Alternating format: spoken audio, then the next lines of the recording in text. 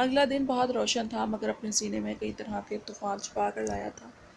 وہ school uniform میں پونیاں جلاتی اپنے کمرے سے باہر نکلی تھی جب ارشن اپنے کمرے سے نکل کر اس کے پیچھے بھاگا۔ دیا، دیا ویٹ فار می، ارشن نے اسے پکارا۔ فلزا کو ارشن کی رونی شکل دیکھ ہنسی چھوٹ گئی مگر دیا لاپرواہی سے آگے بڑھتی رہی۔ سدا کی بزدل اور ڈرپوک دیا دنیا میں صرف ارشن مہابیر حفیظ ہی کو توقع دکھا سکتی تھی، جو اس کے ناز نخرے بڑے چاؤ سے اٹھاتا تھا۔ ارشن، میں کچی ہوں تم سے، اب سچی نہیں ہونے والی، بات نہیں کرو مجھ سے۔ وہ سچ میں ہی بہت ناراض ہو گئی تھی، تبھی منہ پھلا کر بولی اور ٹک ٹک کرتی جا کر منی کی گود میں چڑھ گئی۔ زخم کافی منول ہو چکا تھا۔ ارشن اس کے پیچھے ہی لپکا مگر وہ آج اسے لفٹ دینے کے موڈ میں ہرگز نہیں تھی۔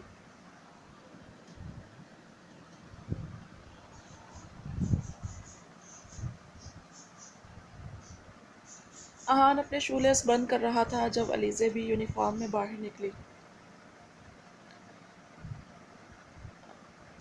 احان، کل بھی فلزا تمہارے ساتھ بیٹھی تھی گاڑی میں، آج میں بیٹھوں گی۔ امن فلزا کے پاس بیٹھ جائے گا، علیزے جھنجھلا کر بولی۔ کیا ہے یار علیزے، ہم سارے ایک ہی گاڑی میں تو بیٹھتے ہیں، تو کیا مقابلہ ہے یہ کہ اس کے ساتھ کون بیٹھے گا اور تمہارے ساتھ کون؟ تم لوگ پتہ نہیں کب بڑے ہوگے۔ وہ بڑوں کی طرح عاجز آ کر بولا تھا۔ اتنے میں ہی خضر بالکل تیار، جو کہ اب مونٹیسری جانے لگا تھا، علیزے کو دیکھ کر اس کی ٹانگ سے لپٹ گیا۔ میں بھی آپ کے ساتھ اسکول جاؤں گا۔ آپ کے ساتھ علیزے؟ اس کی فرمائش پر علیزے نے اپنا ماتھا پیٹا۔ مطلب آج وہ پھر اچھی طرح رو رو کر اپنا بھونپو سنا کر ہی ان کو اسکول جانے دے گا۔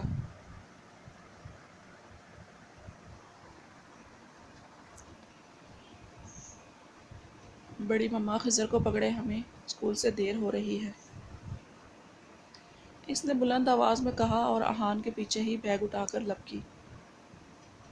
پیچھے خضر نے بلند آواز میں شنگارنا شروع کر دیا تھا۔ وہ سب گاڑی میں بیٹھے تھے، آج گاڑی میں غیر معمولی خاموشی تھی۔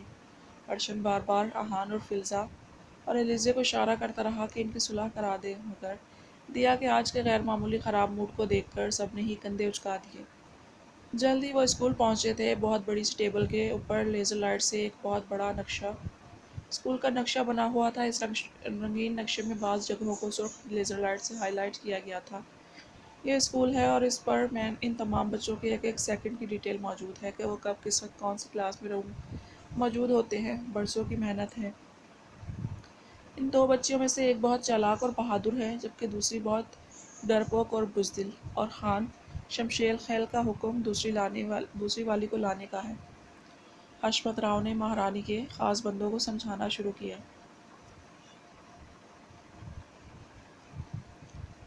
یہ کام آج ہی ہو جانا چاہیے۔ یہ کلاس روم ہے، بریک کے بعد بچی اسی کلاس روم میں ہوگی۔ اسکول میں شارٹ سرکٹ کی وجہ سے آگ لگے گی جو کہ ہمارا خاص بندہ، جو اسی اسکول میں ایک استاد کی حیثیت سے موجود ہوگا، وہ لگائے گا۔ وہی بچوں کو اس کوریڈور تک آنے پر مجبور کر دے گا۔ اس کے سامنے واش رومز ہیں۔ ان واش رومز کے ایک واش روم میں زیر زمین کئی سالوں کی محنت سے ایک راہداری بنائی گئی ہے۔ ہمارا کارندہ بچی کو واش روم دھکیلے گا۔ تم لوگ بچی کو بے ہوش کر کے اس راہداری میں سے نکل آنا۔ راہداری اسکول کے پیچھے بنے کوارٹرز میں ایک کوارٹر کے اندر کھلتی ہے۔ بچی اسکول کے اندر سے ہی غائب ہوگی کیونکہ باہر سے لے کر پیلس تک وہ سی سی ٹی وی کیمروں کی مدد سے مکمل نگرانی کرتے ہیں۔ اسکول کی غائب ہونے کے بعد ہمارے آدمی اس فرش کو ویسے ہی بنا دیں گے جیسے وہ پہلے تھا، آگ لگنے سے بجھنے تک، اور اس کے بعد اتنا وقت ہوگا کہ ہمارے آدمی یہ کام بآسانی کر دیں گے اور ان جلادوں کے باپ بھی پتہ نہیں لگا پائیں گے کہ بچی کہاں گئی۔ حشمت راؤ نے اپنا مکرو پلان بتایا۔ مہارانی نے ایگری کرتے سر ہلایا۔ اگر ہم وہاں کسی اور بچی کی جلی ہوئی لاش پھینک دیں اور ان جلادوں کو لگے کہ ان کی بچی جل کر مر گئی ہے۔ نہیں، مہارانی دھاڑی تھی۔ نہیں حرام خور، تجھے کس نے کہا کہ اپنا دماغ چلا اور منہ کھول؟ انہیں یہی تو تاثر نہیں دینا چاہتے کہ بچی مر گئی، بلکہ میں تو انہیں تل تل تڑپتے دیکھنا چاہتی ہوں جب وہ بچی گم ہوگی اور وہ چاہ کر بھی اسے کہیں ڈھونڈ نہیں پائیں گے۔ مزہ تو تب آئے گا جب وہ خود کو عقل کل سمجھنے والے جلاد اس معاملے میں ہار جائیں گے۔ اب کھڑے منہ کیا دیکھ رہے ہو؟ ہر چیز سمجھا دی ہے تو دفع ہو جاؤ، اپنا کام ٹھیک سے کرنا۔ اور اگر آج بچی مہارانی کے پاس نہ ہوئی تو تم سب کی آنکھیں نکال کر ان سے گوٹیاں کھیلوں گی، مہارانی بھاری آواز میں چلائی تھی۔ اس کے آدمی گھگیاتے ہوئے مکروہ ترین عزائم لیے وہاں سے نکلے تھے۔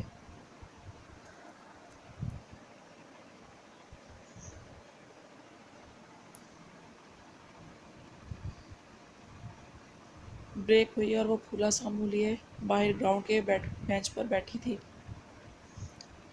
ارشن کب سے اسے منانے کی کوشش کر رہا تھا۔ Okay look at here butterfly فلائی، ارشن نے تنگ آ کر کہا تھا۔ دیا نے اس کی جانب دیکھا، اس نے کانوں کو پکڑا اور زمین پر اپ سائڈ ڈاؤن کرنے لگا۔ ارشن سوری بھی ہے اور دیا کو آج اپنا لنچ باکس اور چاکلیٹس بھی دے گا۔ دیا کھلکھلا کر ہنسی تھی۔ ارشن کو خوشگوار حیرت ہوئی، کان کو پکڑے یوں ہی اس کی سبز آنکھوں کی چمک دیکھے گیا۔ ارشن بہت فنی لگ رہے تھے، وہ اب بھی ہنس رہی تھی، اور تم بہت کیوٹ لگ رہی تھی۔ ارشن نے حسب عادت اس کے دونوں گال کھینچے۔ اوکے تو اب کچی تو نہیں ہے نا بٹر فلائی بھی ارشن کے ساتھ؟ نہیں ہے، دیا نے احسان جتایا۔ ارشن نے اس کے کھلے گالوں پر پیار کیا تھا۔ اوکے پرومس کرو دیا، اب مجھ سے کبھی بھی کچی نہیں کرو گی۔ ارشن نے اس کے سامنے ہاتھ پھیلایا تو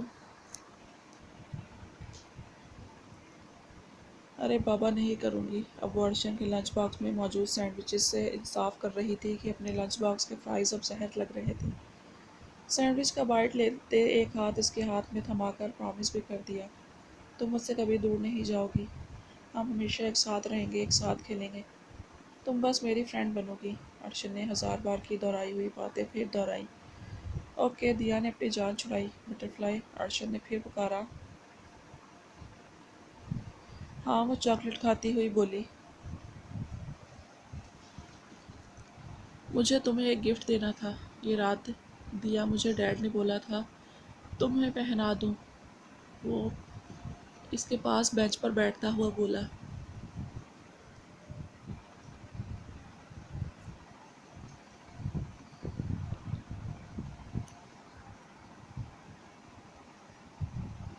واٹ؟ دیا نے اس کی جانب دیکھا۔ یہ اس نے پینٹ کی پاکٹ میں سے ایک چین میں سے موجود پینٹ نکالا اور سر کے اوپر سے گزار کر اسے پہنا دیا۔ ارشن یہ ٹیچر نے دیکھ لیا تو اتار لیں گی۔ وہ پریشان ہوئی۔ اٹس اوکے اب نہیں دیکھیں گی، چیکنگ تو اسمبلی میں ہوتی ہے نا، گھر جا کر اسے اتار کر اپنی منی سیونگ باکس میں رکھ لینا۔ اوکے وہ پھر سر ہلا گئی۔ بریک ختم ہو چکی تھی، بیل بجی، وہ اپنی کلاس کی جانب بڑھی۔ ارشن وہیں کھڑا اسے دیکھتا رہا، آج جانے کیوں اسے عجیب سی بے چینی سی تھی۔ پھر وہ سر جھٹک کر اپنی کلاس میں چلا آیا۔ ابھی چند ہی لمحے گزرے تھے جب پورے اسکول میں آگ لگنے کے سائرن کی آواز گونج اٹھی۔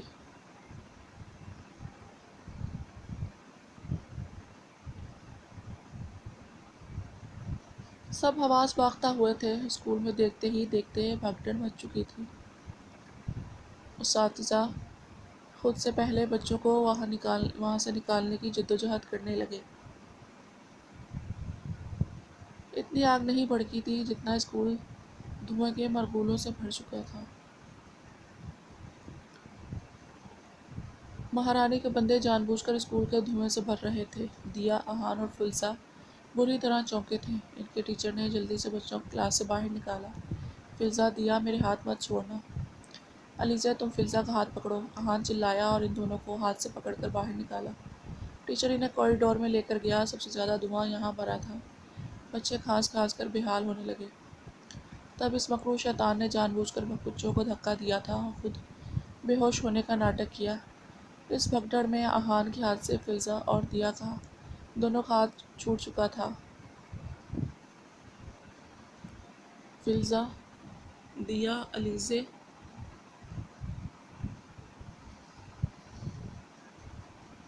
وہ چلا رہا تھا مگر کچھ دکھائی نہ دیا۔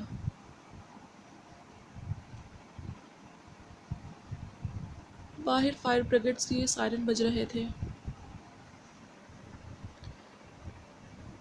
اندر اس درندہ صفت انسان جس نے دیا کو نشانے پر اپنی نگاہوں پر رکھا ہوا تھا، بازوؤں سے دبوچ کر واش روم میں دھکیل دیا۔ فلزہ، احان چلایا۔ فلزہ احان کے بازو سے لپٹی۔ میں ادھر ہوں بھائی، علیزہ بچوں کے ساتھ باہر چلی گئی ہے۔ دیا نہیں دکھائی دے رہی، وہ رونے لگی۔ دیا احان چلایا، کافی بچے باہر نکل چکے ہیں، مجھے لگتا ہے دیا انہی میں تھی۔ اب آپ لوگ بھی یہاں سے چلیں، ٹیچر نے انہیں کہا اور سب باہر نکلنے لگے۔ عجیب بھاگ دوڑ تھی، دھکم پل، سب بچے گراؤنڈ میں جمع ہو رہے تھے، اساتذہ بھی گراؤنڈ میں جمع ہو گئے تھے۔ سب اساتذہ اپنے اپنے کلاس کے اسٹوڈنٹس کو چیک کر رہے تھے۔ بڑی مشکل سے ارشن، جو کہ امن کو ڈھونڈ کر لایا تھا، فلزہ، علیزے اور احان تک پہنچا تھا۔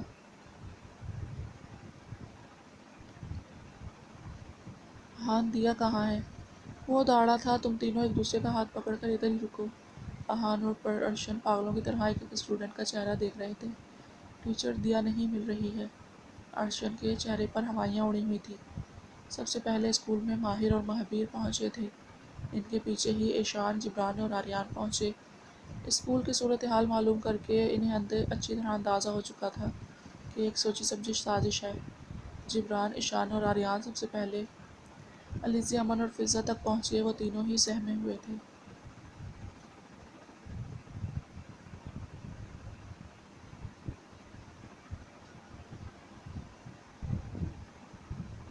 ڈیڈ، علیزے پھوٹ پھوٹ کر رو دی تھی۔ ارشن اور احان کدھر ہیں؟ ویئر از دیا؟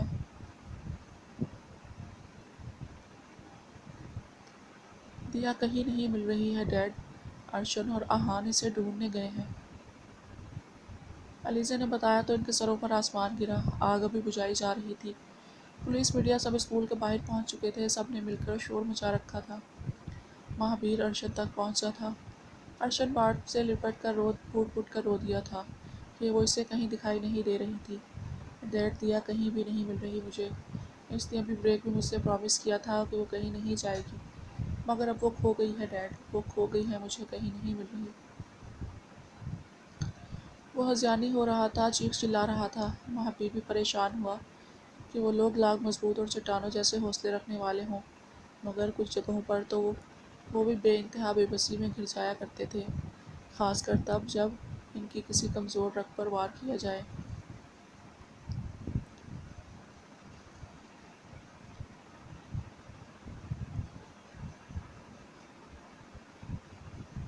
اور لگتا ہے دشمنوں نے وہی کیا تھا۔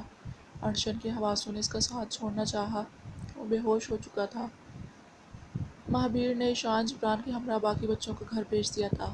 ماہر نے دیر نہیں لگائی تھی۔ کسی بھی چیز کی پرواہ کیے بغیر وہ اور آریان اندر داخل ہو چکے تھے، مگر جس طرح دیا کے کلاس روم کی نشاندہی کی گئی تھی، اس کلاس روم کو چاروں جانب سے آگ نے بری طرح اپنے لپیٹ میں لے رکھا تھا۔ آریان، دیکھ رہے ہو؟ ماہر خان نے پریشانی سے آریان کو کہا۔ یس برادر، جان بوجھ کر اس کلاس روم کو جیسے ٹارگٹ کر زیادہ آگ بھڑکائی گئی ہے۔ آریان کو اپنی آواز جیسے کھائی سے آتی سنائی دی۔ پھر کئی گھنٹوں کی جدوجہد کے بعد آگ پر قابو پایا گیا۔ ایکسکیوشنرز نے اسکول کا چپا چپا چھان مارا تھا، مگر دیا کا کہیں اتا پتہ نہیں چل رہا تھا۔ حتیٰ کہ اسکول سے کوئی لاش بھی تو نہیں ملی تھی کہ فرض کر لیتے دیا نہیں رہی۔ رات تک وہ اسکول میں ہی رہے۔ ماہر خان کی آنکھوں سے اب وحشت لہو چلکانے لگی تھی، جیسے بادشاہ، کبیر اور سوہم خان بھی اسکول کا اپنے طریقے سے معائنہ کر چکے تھے، مگر جلے ہوئے راکس کے ڈھیر سے اور ملبے کے علاوہ کچھ ہاتھ نہ آیا۔ حتیٰ کہ پورے اسکول کی زمین بھی ہر طرح سے ٹٹول کر دیکھی، مگر کچھ نہیں ملا۔ یہ سازش تھی، بہت بڑی سازش۔ وہ سمجھ چکے تھے، مگر بہت دیر ہو چکی تھی۔ انہوں نے کیا کچھ نہیں کھنگالا تھا، حتیٰ کہ بچوں کے بیگ تک۔ دیا کا بیگ مل چکا تھا، اور وہ بھی صحیح سلامت، جس میں حسب توقع انہیں ایک چٹ بھی ملی تھی، جس میں صاف صاف لکھا تھا: پیارے جلادوں، سماج کے ٹھیکے داروں، دل تو کرتا ہے پیلس کی اس بیٹی کے چتھرے اڑا دیں، مگر فکر نہیں کرو، بڑے ہونے تک سنبھال کر رکھیں گے، مگر تب کی گارنٹی نہیں دیتے کہ یہ کس کس گھاٹ کا پانی پے گی۔ سمجھ تو گئے ہوگے نا؟ ڈھونڈنے کی توفیق نہ کرنا، نہیں ملے گی۔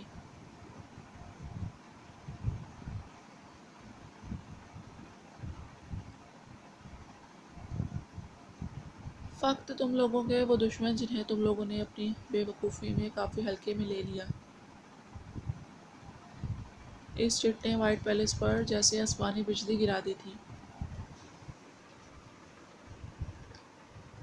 वाइट पैलेस पर मौत का सा सन्नाटा छाया हुआ था। उन्होंने दिया को ढूंढने में अपनी पूरी ताकत लगा दी थी, मगर कोई सिरा या सुराग हाथ नहीं आया था। पूरा शहर छलनी की तरह छान मारा था, मगर अब की बार जल्लादों की सब कोशिशें, सब हरबे बेसूद जा रहे थे।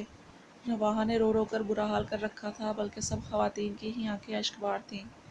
आहान और फिल्जा ने पूरा वाइट पैलेस सर पर उठा रखा था। अरशद होश में आता, पागलों की तरह दिया दिया चलाता और फिर होशो खवास गवा देता। जिब्रान ने आखिर से जानबूझकर नींद का इंजेक्शन लगाकर सुकून किया था। वो अब भी आराम से नहीं बैठे थे, अपने तरीके से एड़ी चोटी का जोर लगा रहे थे।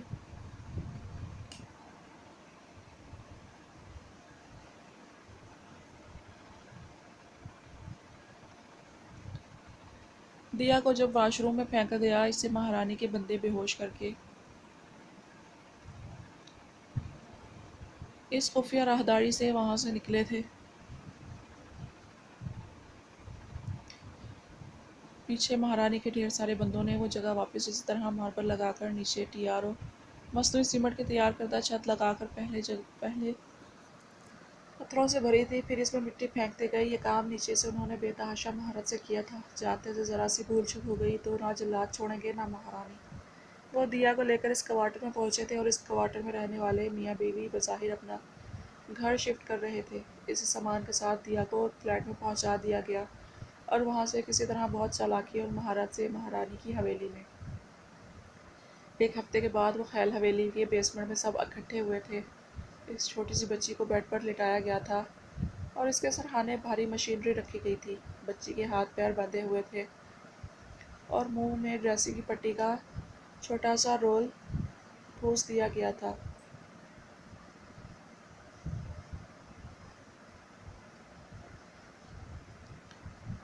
इसके दिमाग को इलेक्ट्रोकॉनल से हल्की नौयत के झटके दिए जा रहे थे। वो अजियत की इंतहा से तड़प रही थी। सब आंखों में अजियत के डेरे और नमकीन पानियों का सैलाब सा था। हाथ पैर बार बार झटकती इस अजियत से निजात चाहती थी, मगर वहाँ खड़े इन दरिंदों को उस पर रहम नहीं आ रहा था। वो मासूम जान अब अजियत से आती बेहोश हो चुकी थी। ले जी साई, काम हो गया है आपका। अब ये अपनी पिछली ज़िंदगी अच्छी खासी भूल जाएगी। बस हल्के हल्के से ख्वाब जैसी परछाइयाँ दिमाग में रहेंगी। हाँ, शायद अपनी असलियत ना भूले, मगर इस असलियत को आपने कैसे नकली में बदलना है यह आप बेहतर जानते हैं। ये बोल सकते हैं कि अब ये नामौलूद की तरह है। अब आप इसे जो सिखाएंगे वही सीखेगी। आप जो इसके दिमाग में डालेंगे ये इसे ही सच मानेगी।